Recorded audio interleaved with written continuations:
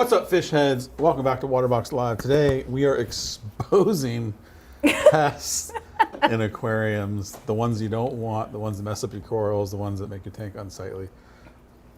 You're going to deal with them at some point. I mean, hopefully you don't deal with many of them, or, I mean, hopefully any, but I think anyone who's done it in an aquarium for long enough, you're going to have them. So we're going to give you how to, know what they are, what they look like, and how to deal with them best way possible to help you not have as much issues when you do have them.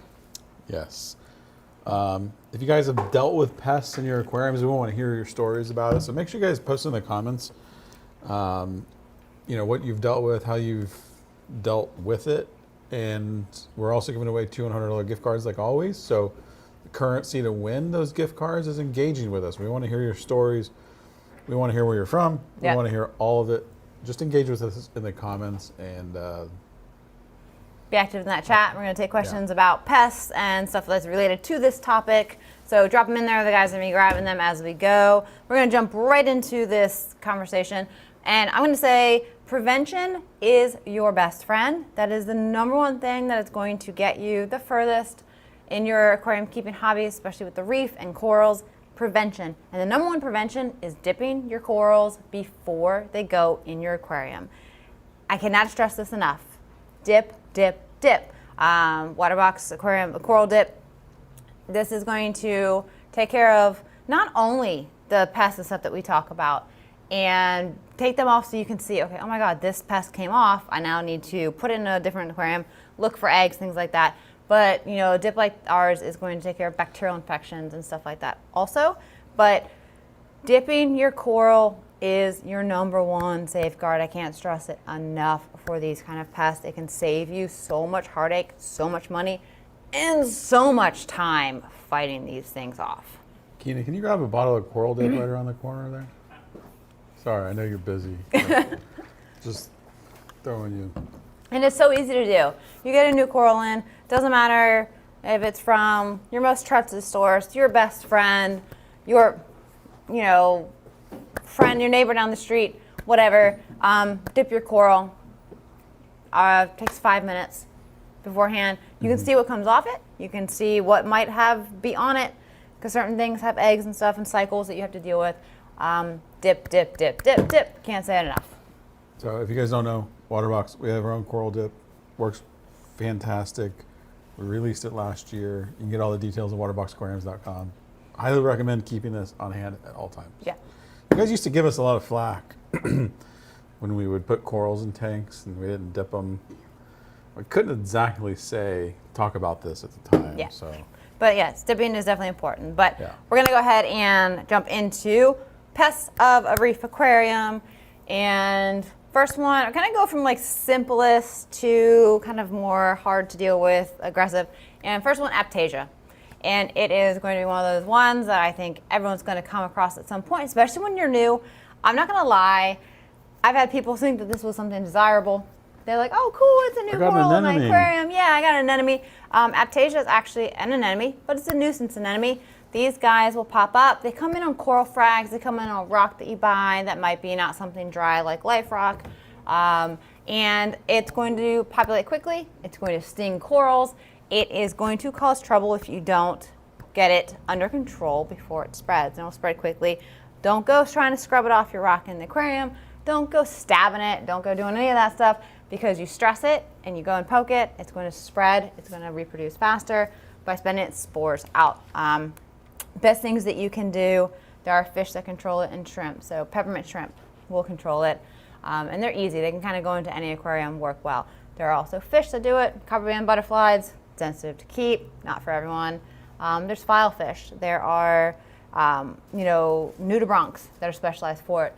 So do research what you're getting if it is a live critter that is supposed to eat it, because they're going to be very specialized. I thought it was Nudibranchs. However you want to say it. We're having this debate beforehand. Yeah, the Aiptasia eating, is that what they're called? Yeah. I know a lot of people farm them. You can. A lot of times your fish store will actually keep a supply of these nudibranchs on hand. and sell them to you, and you can actually bring them back when they're done. Problem is, like, they get stuck in power heads. They go down your overflows. They're not necessarily always the easiest as far as keeping them. Not only that, but if you have a large tank like that 6 foot over there, what are the chances they're going to get to where you want them to go? Right, it can take some time. Yeah. You know, I feel peppermint shrimp are one of your best ones. You keep a couple in your aquarium. They can kind of control them. They eat fish food. They're going to do whatever. No. There is risk that they can pick at corals. It's usually not a big risk, but it is a risk. Is there a chance that certain peppermint shrimp also won't eat Aiptasia? It's not a guarantee. Yeah. I usually say keep them in groups. For some reason, they hunt better in groups that I've always found. And then there's also like manual control of them. So, you know, if it's on small rocks or a frag plug, you can take it outside your aquarium, scrub it off, scrape it off outside of it, dip it into a clean bucket of water, use a coral dip, and then put it back in. So you're not taking those spores and removing it.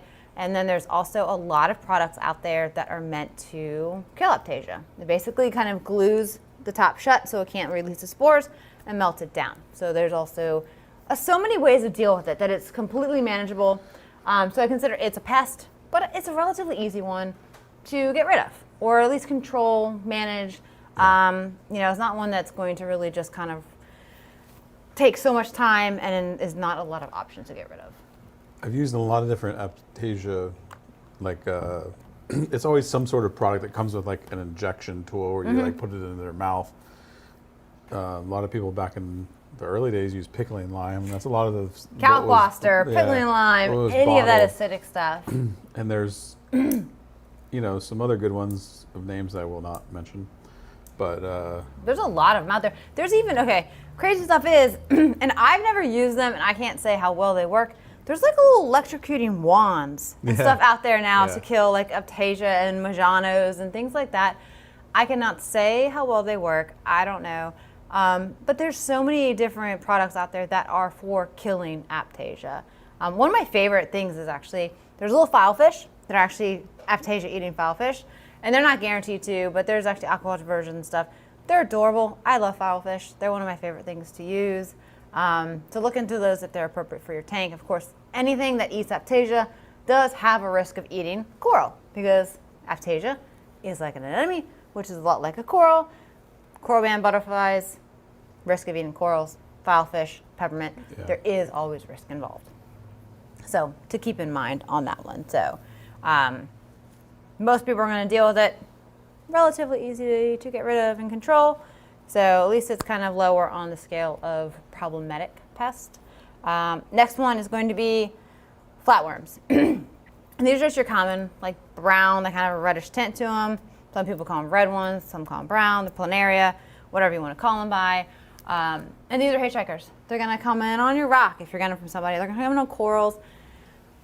And you know what? Dipping. Best way to not have them come into your aquarium. Yeah, that dip kills them your pretty quickly, coral. right? They fall off instantly in a dip. Put them in the dip, they start to fall off. You shake them, they're off. You know, of course, there is, those chances of eggs. But if you bring a coral and you're like, oh my God, look at all these flatworms, you're going to want them to put that to the side or decide, do you really want this coral to go into your aquarium because of bringing these eggs in? Now, in general, they cause no actual problem. In small numbers, they're kind of just a little annoying to look at. They might be on your glass. They're not hurting anybody. If they get to extreme numbers, they can cover your coral, block light, photosynthesis, then they become a problem. Having them to that great of number is very unusual. You can actually just have them. It's not unusual for me. I've had in some old tanks a lot.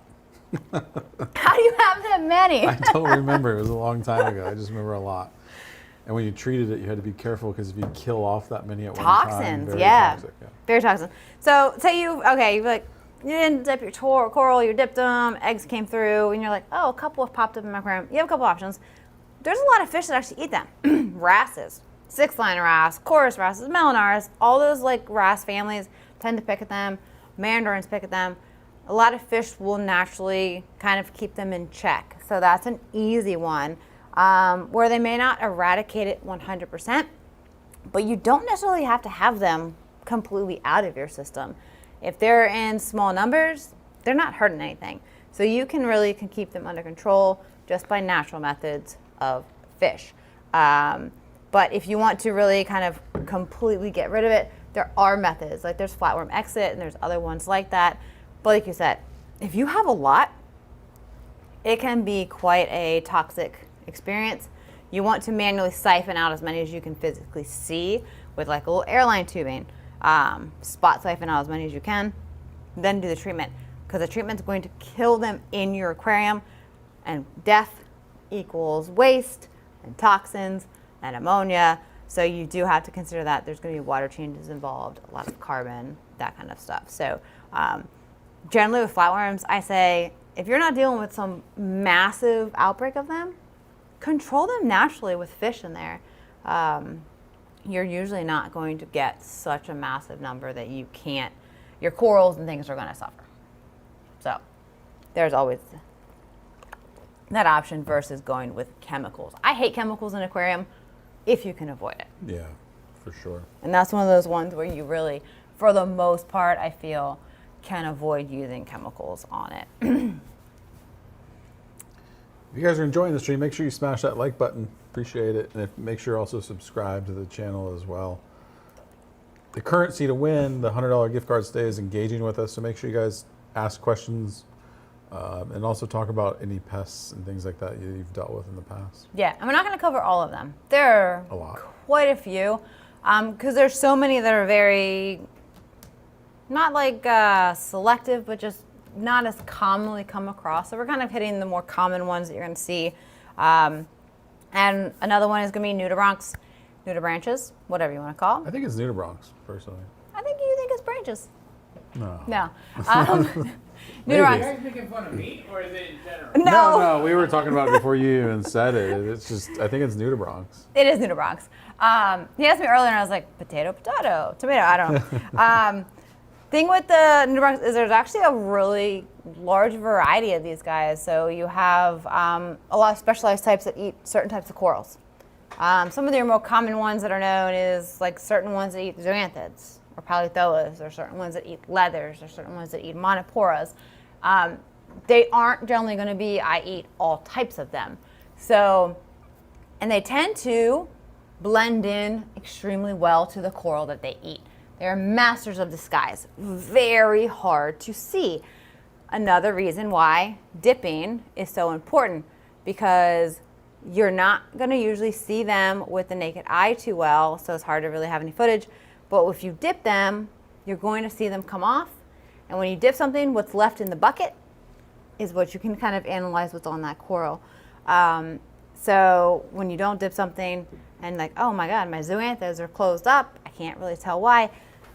These things look so much like the polyps and the little frills and stuff, if you look at what the zoanthids one, or the monopora ones. They're on the underside where you can't see. So they do blend in. They're very hard to see. And of course, they lay eggs. So there's a lot of life cycles involved, much harder to deal with. So with these guys, dealing with them has a lot of different layers whenever you're dealing with them. The eggs are resilient to dips. The adults, easy. Take the coral out, dip them, the adults are going to fall off, kind of easy. Some fish and wrasses and stuff will pick off the adults. The eggs will not.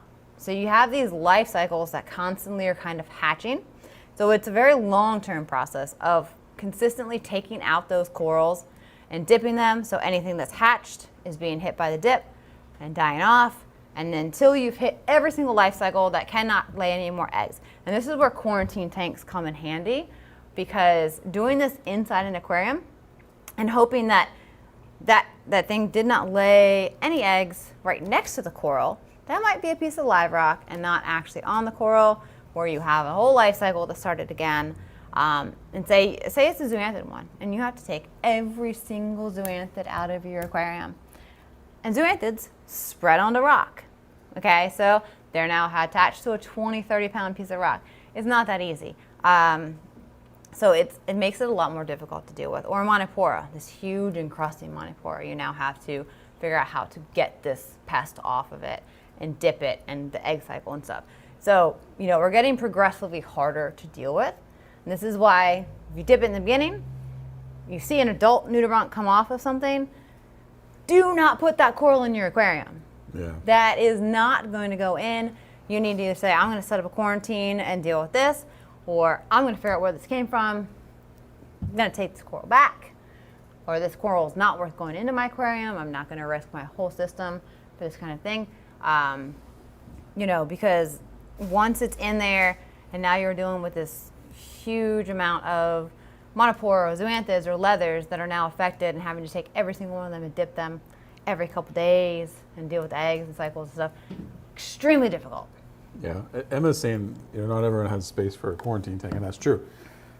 And I think one of the best ways that you can kind of like combat these pests is buy from like super reputable, well-known sources that you know that their quarantine process is like top of the, you know, extremely thorough, and that they just have a proven track record. You know, I think that's the biggest thing, and obviously dip them as well, but I also say if you have like a really established, mature reef tank with a lot of corals in it, you gotta have a quarantine. You have to find a way to have space for it because, you know, like with something like this, like you have an established aquarium and you buy this new frag of a zoanthid or a monopora and you put that in there and somehow, you know, a nudibranch or something has slipped through and months go by and now you notice, oh, this coral's closed up. And now you have this problem in your aquarium. You can't remove a 5-year-old monopora from this aquarium. You can't remove 14 colonies of zoanthids and dip and quarantine them. It's just not physically impossible now. And there's no in-tank treatments for these that you can do a widespread thing in your system too. So a lot of times it comes down to ripping all these things out, you know, and just leaving that system completely without, say, zoanthids for a certain amount of time. Or putting in animals like wrasses and stuff and hoping that they can control it enough and like manually removing the adults when you see them and trying to keep it under control enough that it doesn't affect the health of the corals too much. You'll never eradicate it though. So, you know, quarantine, dipping and stuff like that is so important when it comes to especially healthy, larger, established, you know, colonies and stuff. So it does have a harder time when you're dealing with big stuff like that. And then we're going to go into things with SBS corals. So it may not apply to anyone who doesn't want to get involved with SBS, but these become such a pain in the ass. But they are. Yep. I've dealt with these too many times firsthand. Is acropora eating flatworms. So these are they're very similar looking to the flatworms we already talked about, but they only eat acropora. And they like to just take little circle-sized munched out of them. You won't notice for a while until your big acros have these little circle missing spots on them, which is really hard to see. Yeah, this is a very close-up shot. It is. So you imagine that's, you know, 20 inches deep into your aquarium. You don't really see this until your coral no longer has polyps out. It's losing color. It's starting to lose tissue. And then you notice all these little circles missing because it blends into the tissue as it's eating it. And with these things, it's similar to Nudibranchs for treatment as far as, you know, dipping, removal. You know, some fish may help, but it's a consistent dip process to get rid of the adults. You know, trying to find the eggs and get rid of the eggs, and just a constant process. Quarantine if you can, but you know, when you have SBS, they're encrusting onto the rock. They're base encrust on the rock. They've got eggs on it. You can't fully remove it. So it's a really tough thing to deal with. It is. And there's nothing you can really do in tank. They have, you know, some of the flatworm treatments can slightly work, but it's not as targeted to these as it is like the general flatworm. So, you know, it really comes down to avoiding it and then kind of controlling it as best you can with dipping and fish and stuff that naturally kind of prey on those things. Pipefish and mandarins and wrasses. Weirdly enough, with pipefish and mandarins, they're hard to keep, but they're really good pest eaters. So if you have an established aquarium where you can, you know, feed them naturally otherwise, they're really good for flatworms and all of these other pests to naturally kind of keep them under control because it's part of their natural diet. partially wonder, and I hate speculating because I don't know this to be a fact, but I wonder, because I'm a bit disconnected from the livestock industry these days with Waterbox, like with so much aquaculture going on, are these pests maybe slightly less common with not as much wild stuff coming in? I think as... Because I know like 15, 20 years ago, like I saw it a lot. Yeah. Yeah, But I would again, say I'm a little disconnected from that side. as long as people are relying on the good sources. I feel, however, even more now so than it ever was, is intertrading between hobbyists, which is where a lot of this happens, is where you're trading a lot of these pests. Whereas if you go to your store, they don't have a big outbreak of acro-eating flatworms because all of their stuff would look horrible. Yeah, you wouldn't buy it. And if they probably catch a lot of that stuff really quickly. They would catch it and they wouldn't have yeah. it in their displays and they wouldn't have it in their selling mats. So I think if you're going to reputable stores and online vendors, like you're not having that issue. You're going to get very healthy stuff that's going to have very little chance of this. I think it's where you're going to, like, you know, fry groups and inter swapping is where you're going to probably pick up more of the stuff than anywhere else now. But yes, back in wild stuff, because I remember, I don't know, probably 10 years ago, transshipping in acro colonies was the way. Because, God, I don't know, anyone knew this hobby, I'm sorry to say this, but you used to be able to get in beautiful acro colonies, this size. Yeah, like, and I mean, softball size. Retail, they would sell for $200 at most. I mean, wholesale, we're buying it so much cheap. But guaranteed, you had to quarantine them. They probably had some kind of flatworm. They could have red bugs. So you had to go through that process. They also would color down. Yeah, it would take a long time for them to like stabilize if they survived it. But they had a lot of natural pests. But in the natural reefs, there are these natural pests that just exist. But there's so many natural consumers of them, like these mandarins and pipefish and everything else, that there's a balance out in the reefs. But it's not the same in our aquariums. So you did have that trade-off then. But now it's so much less stuff is coming in from the wild. And if it does, it comes to the wholesalers, and they take care of that part now. I think unless you're intertrading with aquarists who might have pests you don't know about, I think you're pretty safe to have a whole lot less of it than it used to be. Yep. All right, our last one. Bed bugs. Bed bugs. Red bugs. Red bugs is, and this is for just Acropora, and this one is going to be extremely hard to spot. These little things are microscopic. I don't even know if we have a video that's going to show them close enough. They are tiny, tiny, tiny little red bugs. There are some in this. There are some in this video right here.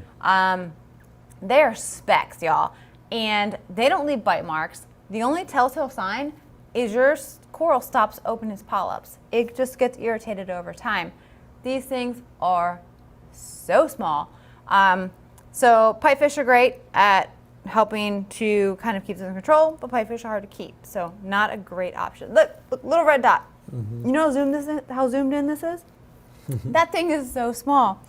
And removal of the coral, dipping, trying to find the eggs, because they do lay a cluster of eggs, remove them is best. Now, there is a in-tank solution for these, but it's hard to get, and I don't even know if it's really that accessible anymore because it became hard to get 8+ years ago when I was still working in retail stores, is actually, weirdly enough, a dog heartworm medicine called Interceptor. Oh, yeah, I forgot about that. So dog heartworm medicine called Interceptor was actually one of the only things that you could use to treat it. How the hell did somebody figure that out? In an aquarium, it kills off all the invertebrates. So you have to take out all of your shrimp, all of your invertebrates, stuff like that. It'll kill. It's going to kill, it's going to kill your copepods. It's going to kill all of that. So there is a trade-off as well, and you have to do it in multiple sessions in a different time frames to kill off eggs and recycles and stuff. So removing everything for quarantine, of course, is going to be a better option. So I'm telling you, SBS pests are the worst to deal with. So, you know, those are going to be very specialized. Of course, this is a very broad, quick overview of treating those kind of things. So definitely research further into them. There's a ton of stuff online about more detail. Yeah, but just kind of give you a quick top 5 pests, I would say, in your reef tanks. Should I dip my previously used rock before I put them in the tank and start cycling?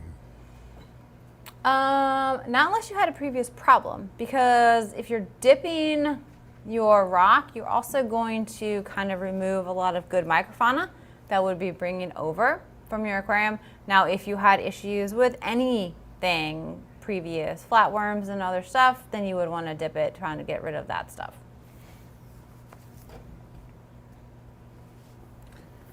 Does the Waterbox dip have proper mixing instructions on the bottle? I have some polypod, but I have to look it up on the internet to mix a small batch for 1 frag. Yeah, it's right on the bottle. It's like 2 mLs per gallon, I believe. If I I'm on read the top, if I'm on the top of my head, 2 mLs per gallon. Yep, 2 mLs per gallon. There you go.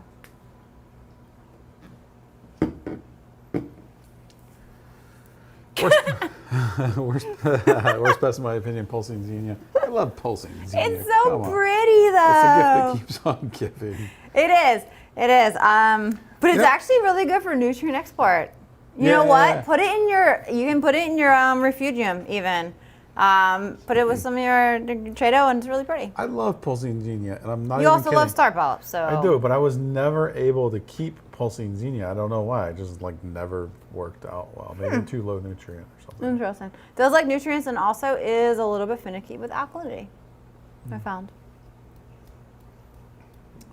The tank has been established for 5 years. I got some live rock from my local fish store, and since then, boom, they're everywhere. I don't know what Jesse's referring to, but maybe. Depends on when they put the comment in.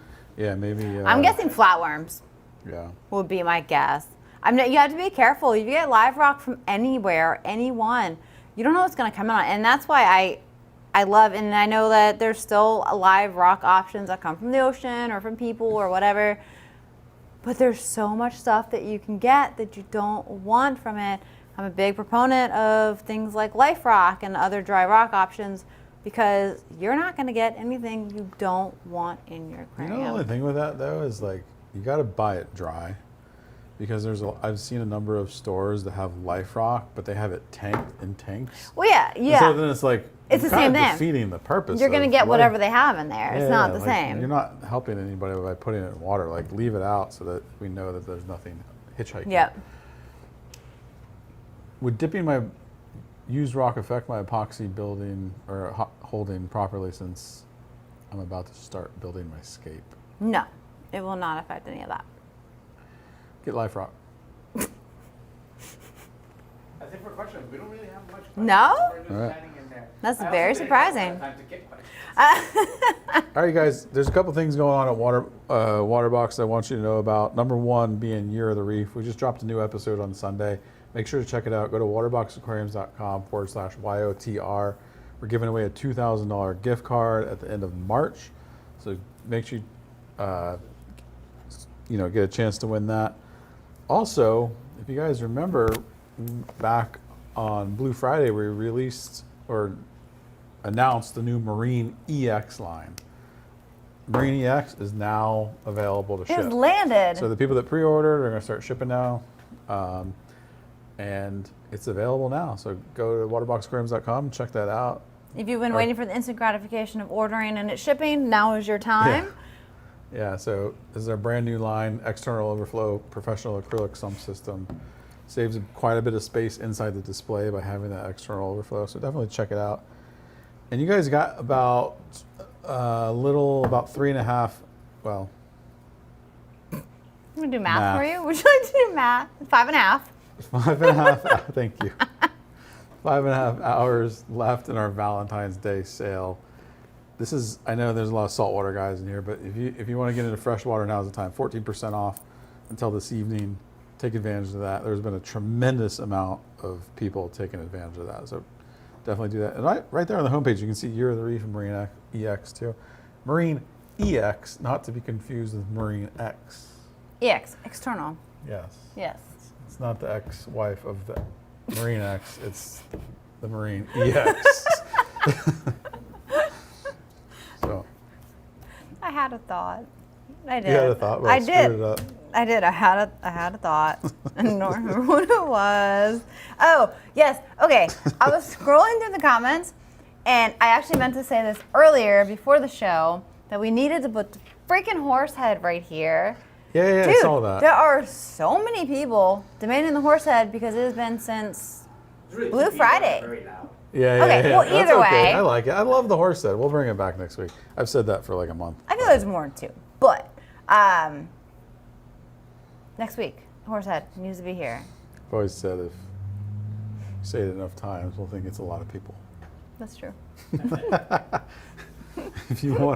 If you want a specific product line, we'll think that those 2 people are like at least 400 customers.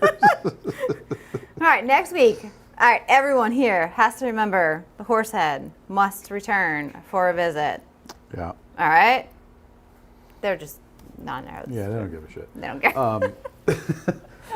Let's All right, give got some some money winners? away. All right, ready? All right. Emma I'm sorry, I can't pronounce that. And Pete Luna, congratulations, you guys. Email winners at waterboxaquariums.com. Make sure you let them know if you're in the U.S. or Canada, and they'll get you hooked up. If you guys enjoyed the stream, make sure you smash that like button. It helps us out a lot. And make sure you're also subscribed. We do this every Wednesday at 6 p.m. Eastern, except for some Wednesdays. On rare occasion. Yeah. But we're actually back next week talking about RADI units. So that's another good topic. So definitely make sure you tune in every single week. And every Sunday we drop a new video. So you want to be subscribed and have At least it's notifications not on. algae. You banned that one, but you also didn't get to You know what's talk funny about is turbo snails I was today complaining either. about talking about algae, and it turned out to be one of our better viewed live streams. Go figure. All right, and we'll see you next week. See you guys. Thank you all for tuning in. Make sure you smash that like button, subscribe to the channel, and hit that notification bell. For more information on Waterbox Aquariums, visit waterboxaquariums.com. We're live every Wednesday at 6 p.m. Eastern. Make sure to tune in, and we'll see you next week. You